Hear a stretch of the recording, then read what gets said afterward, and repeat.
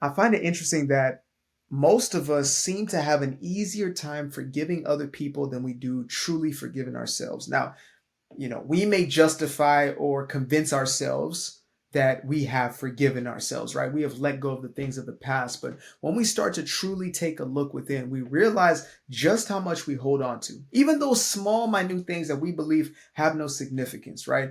Let's say it's in the matter of money. You might think to yourself, man, I really messed up the bag at this point in my life. Or in a relationship, man, I really messed up in that situation. Just holding on to those is a lack of forgiveness. You are holding on to something that has obviously passed its course and is supposed to act as a lesson or supposed to act as wisdom for you, but instead you're holding on to it. And in essence, you're beating yourself up for it, right? You are re-inflicting the wound upon yourself.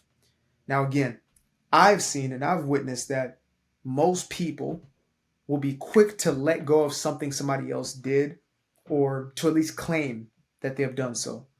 But when it comes to themselves, there seems to be a disconnect. And so I want to extend this olive branch and say, it's okay to forgive yourself for anything. And I know that sounds crazy. It sounds new age. It sounds woo. It sounds, modern or whatever, right? How could you forgive yourself for anything? You should hold on to, no, this is what I mean. To have remorse for something is very different than holding on to non-forgiveness. When you have remorse, you feel a sense of guilt, or healthy guilt, I guess you could say, if that's even a word, in the moment, right? When the thing is done, you feel that instantaneous remorse. I shouldn't have done that. Or there's a point of realization, man, I really shouldn't have done that. Man, I should make right on that situation. And if you can make right on it, do so. But if you can no longer do anything about that situation, then there's no point on holding on to that remorse. And when you hold on to remorse, again, it becomes this self-inflicting perpetual guilt cycle, right?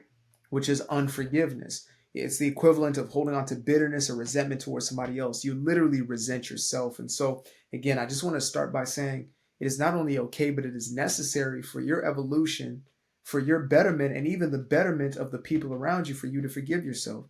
Holding on to the things that you have done or holding on to your past is not going to eradicate those things, nor is it going to correct your behavior. And most of us have this idea in our head that if we continue to inflict pain on ourselves for the thing that we did, then we will no longer do that thing, or we will, stop ourselves from doing that thing the next time it may come up. We have this flawed belief that in order for me to change the way in which I behave, the way in which I act and react in life, I have to beat myself up for that thing, remind myself of what I did. When in reality, universal principle, universal law says, whatever you focus on grows, right? What you give your attention to grows, where your energy flows grows, or something like that, right? I don't remember the exact quote, but you catch the drift. So if I'm focusing on the thing I did wrong, I'm actually giving life to that thing, and I'm more likely to repeat that thing. Whereas if I'm focusing on the image of who I want to become and the way in which I want to act, and the way in which I want to show up, I'm actually becoming more of that thing. And this is a deeper subject matter for another time, right? We could really get into this one. Like, why do people become like their parents even though they swear they don't want to be their parents? It's because they're holding on to aspects of their parents that they do not desire. And they focus on those things. They focus on the negative, so they actually re-inflict themselves or, bring those things into their own existence. But that's a story for another time. What we're here to focus on and key in on is this. I want you to come to a realization that your forgiveness of yourself, which is a complete letting go, emotionally, mentally, and physically if necessary, is a key component to the fullness of your life.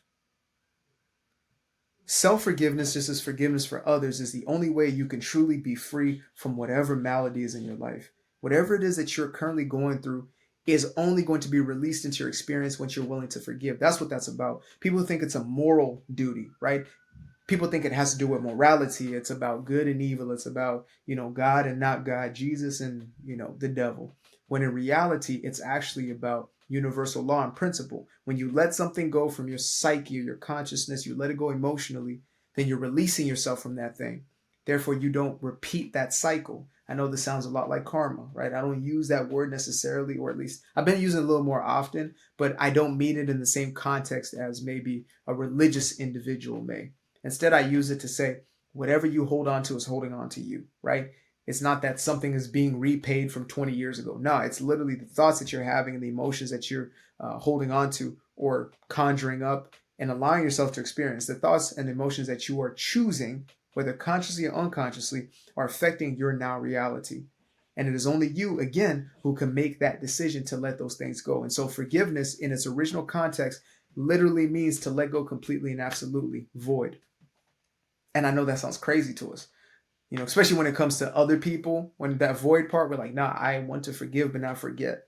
And I understand. I understand the mentality behind that. You think if I forget, then that thing's going to happen to me again. But that's not necessarily true, because the reason why those things happened was not because, you weren't on guard. It's because you had a certain energy of belief. Like that toxic relationship, ensued and happened and persisted because you had a low self-worth. You didn't believe you were worthy of love. You didn't believe that you were worthy or adequate enough to have a healthy relationship dynamic. So you chose that relationship dynamic and you stayed in it.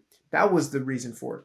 So forgiveness says, I'm letting go of the situation so I actually don't repeat those things, and I actually get the energy, the emotional energy and bandwidth to work on those things or those aspects of myself that are going to propel me forward in my life, that are going to enhance my experience here on this earth.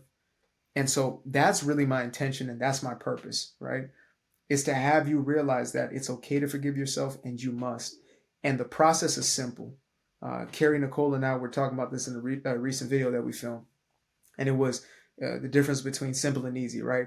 These things are very simple. All of life is simple. The process is simple, straightforward. Easy, not necessarily, because holding on to something for your whole life and letting that thing go can be a hard thing to do because you are so used to holding on, right?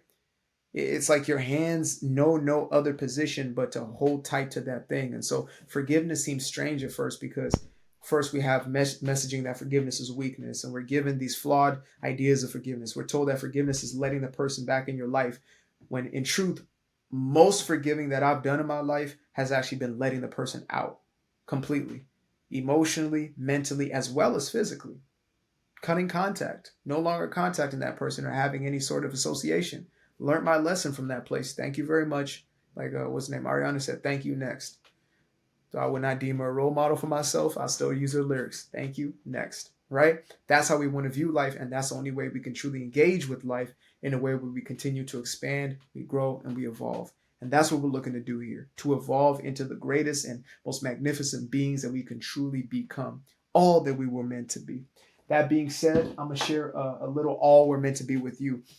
I recently released my very first published book, Doing Me Guilt-Free. So this is a work I'm extremely proud of. To be honest with you, it basically wrote itself. I don't mean that like AI. I mean, I wrote it, but it channeled through me. And it was essentially everything I needed to hear at the age of 7. I need to hear at the age of 17. I need now 27. And I will need for the rest of my life. These words are the words that continue to remind me who I truly am. Now, the subtitle is, or I guess it is a subtitle, it's a title under the title, is Breaking Free from People Pleasing and Unleashing Your True Personal Power.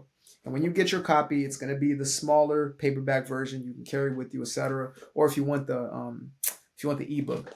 Now, if you're getting this later than September, it's probably going to already be on Amazon. So I might leave the Amazon link in there, as well as the website that I'm now building for the book exclusively. So make sure you get your copy of that. And it's just going to be a part of your experience and enhancing your pathway to that personal power. Appreciate you guys for tuning in. Love you much. Namaste. Namaskar.